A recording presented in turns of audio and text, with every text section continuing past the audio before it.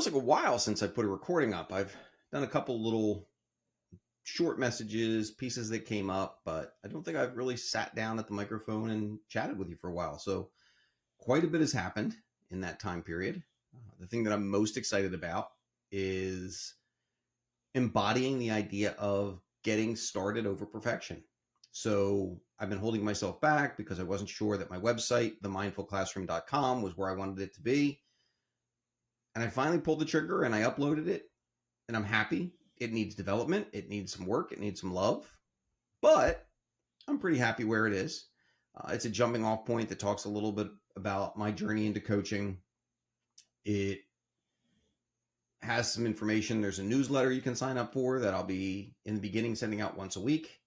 Probably it'll be a Friday close out the week newsletter, looking at things I've read, my thoughts for the week, what's come up in meditations, and then maybe looking at interpreting a story or something that has struck me or has really impacted me.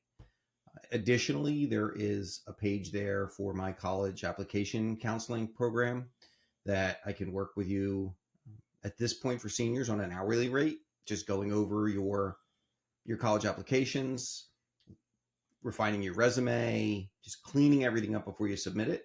But then as we look at juniors who are getting ready, I'd also do a flat rate that would cover them through their junior and their senior year, helping to choose a college, helping to look at the right fit, and then going into that same process of working with their essays. I'm even doing some work this weekend with coaching for interviews. It delves back to my public speaking teaching days.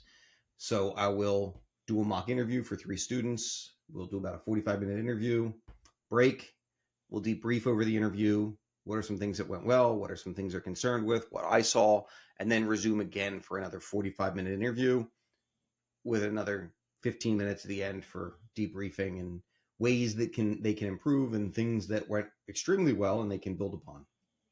So today's visit is looking at a book that I'm currently reading, Loving Life as It Is, a Buddhist guide to ultimate happiness. You can see there. And it's a nice approach because you don't necessarily have to be Buddhist. It's more in a philosophical way, looking at applying the Eight Noble Truths and other doctrines in the Buddhist philosophy faith to what we look at as happiness and what happiness really can be.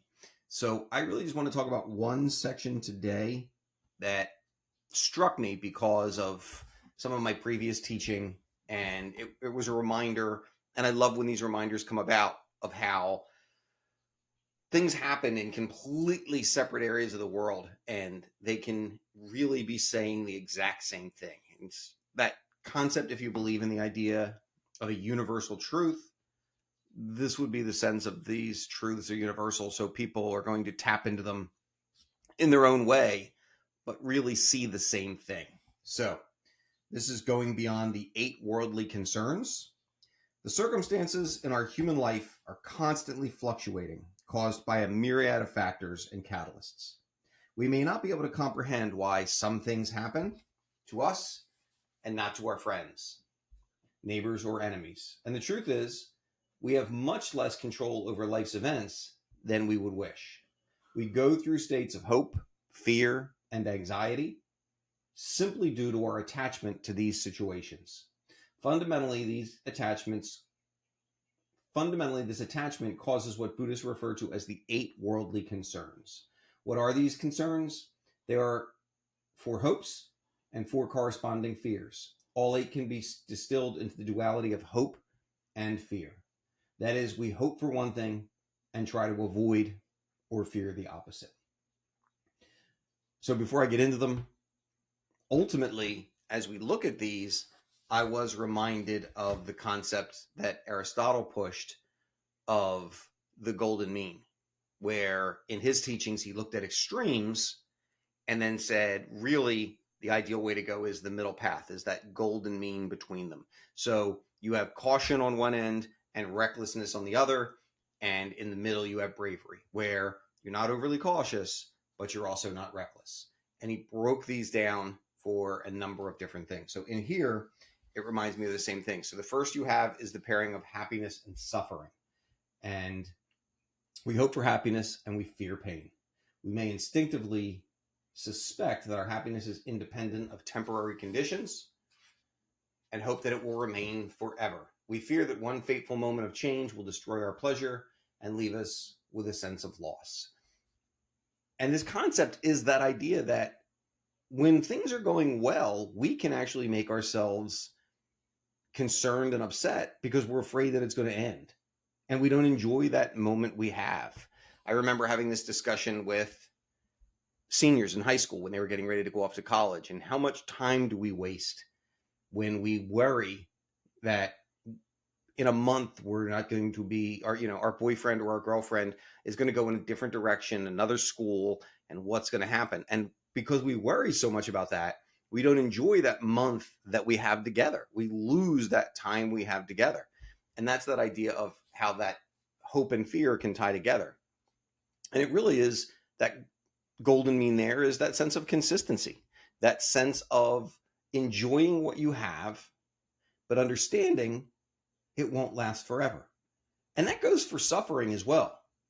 When something is not going well in life, we have a means of getting out of it. We may not be able to control the instance that happens, very stoic belief, but we can control how we react to that instance. And in doing so, we can find a way to make it easier or better or move forward. So it really becomes our reaction is much more significant than whatever event happens.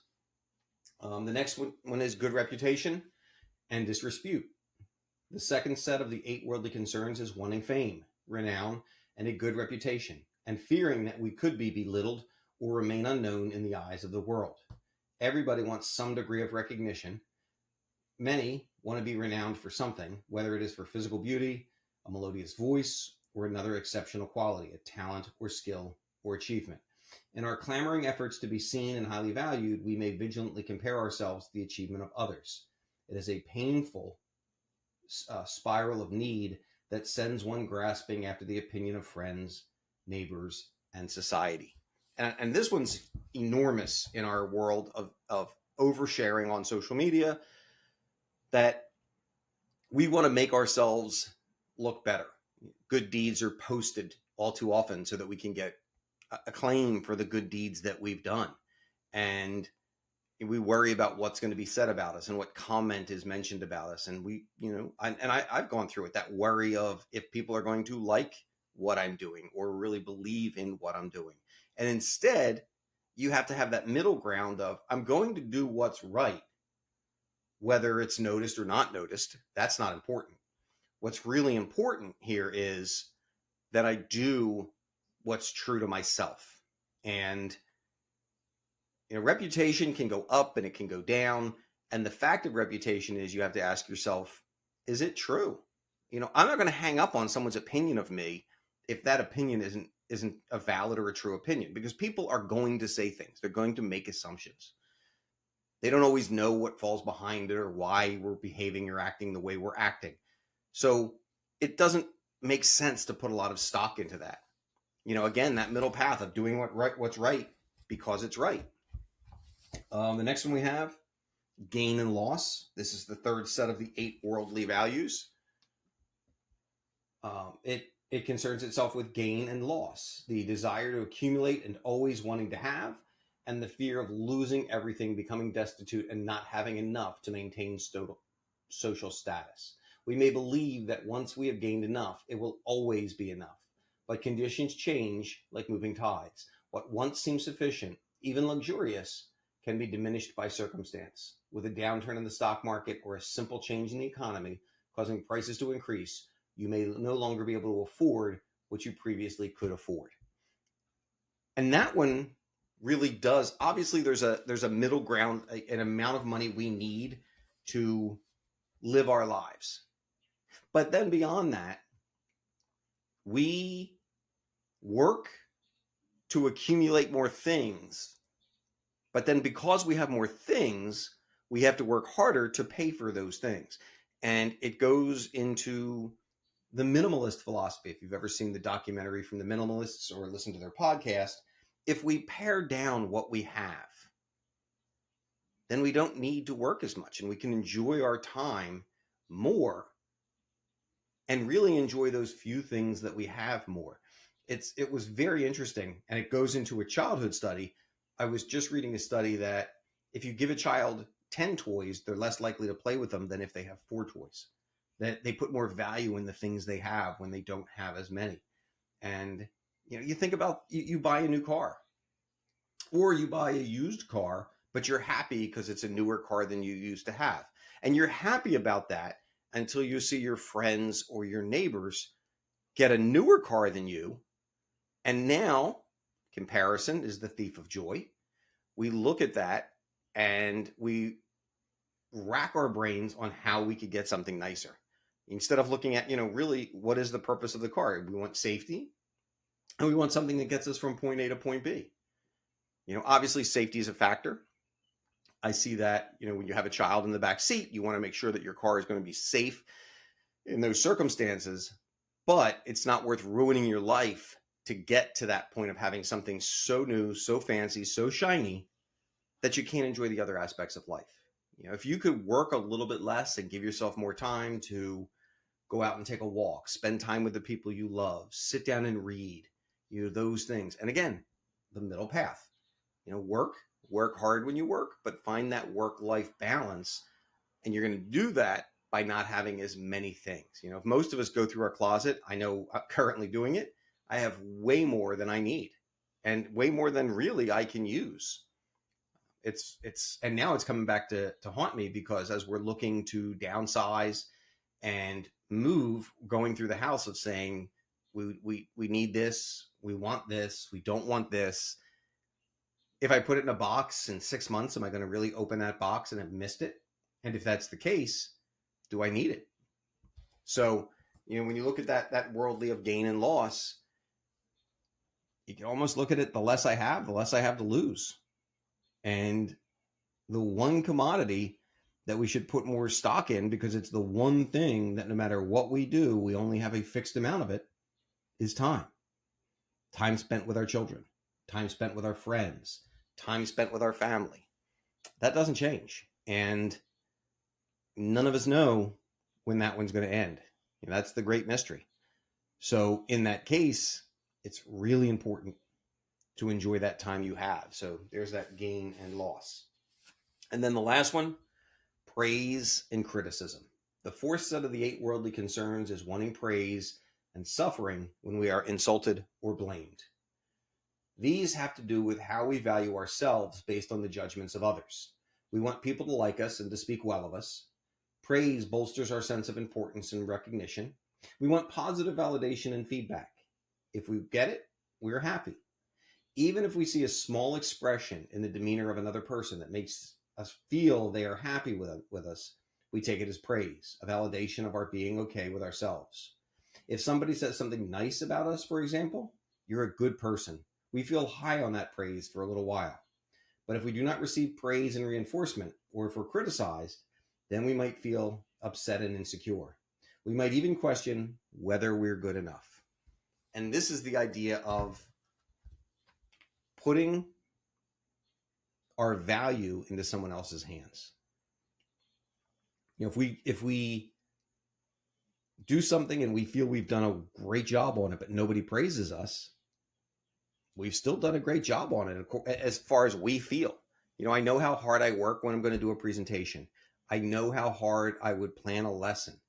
And if I don't get praise for that lesson, or in my case, when I was a teacher, if I don't get the score that I think I should have gotten on my evaluation, then I could take something I was very proud of and suddenly I'm upset.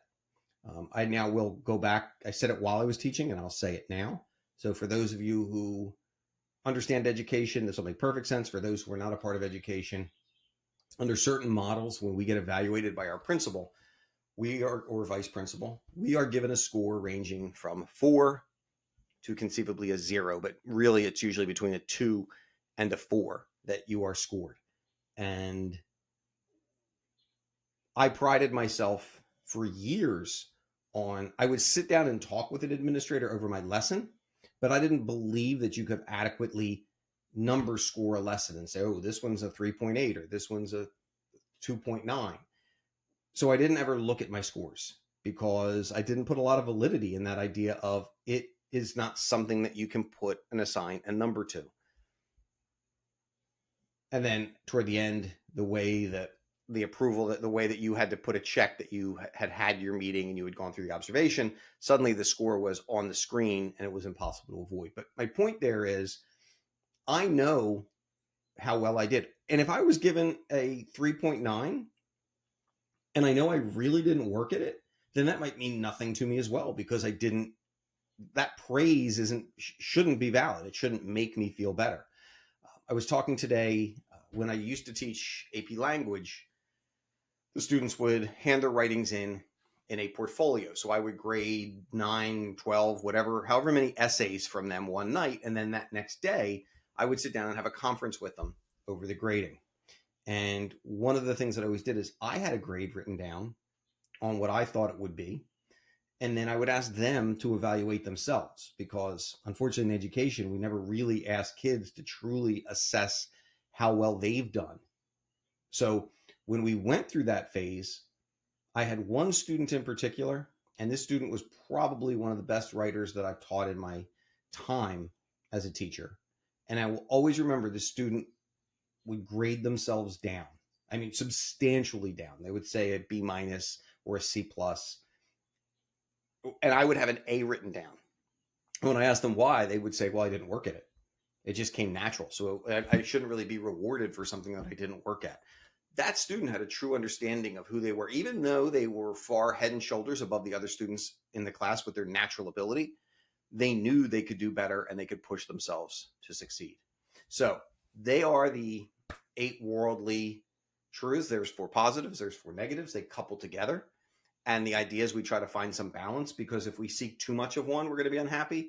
And if we wallow in too much of one, we're also going to be unhappy. So, good little lesson to look at our lives and look at how we look at things.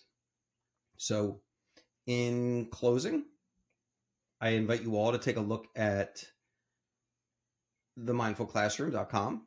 And I invite any of you to email me with any suggestions, pointers, anything you think I can do to improve it. I'd love to get that feedback, because it's important to learn and grow. And I think that kind of takes me to where I wanted to go today. So enjoy your week. As I always tell you, take a look at the world you're in. Take a look at your day yesterday, or if it's at night, take a look at the day that just went by, and try to find 3 things for which you're grateful. Big things, small things, whatever they might be. But we can train our brains to look at the world in a more positive way. Because if we're looking at the world, if we're looking for the negative, then we are certainly going to see the negative in this world. And that's all we're going to see. But if we start looking for the small positives, those moments of happiness, or those moments of contentment, or even the moments of joy, we're going to start seeing more and more of them on a daily basis. So I'm glad to be back, and I look forward to hearing your feedback, and I'll talk to you all soon. Thanks. Have a great day. Bye.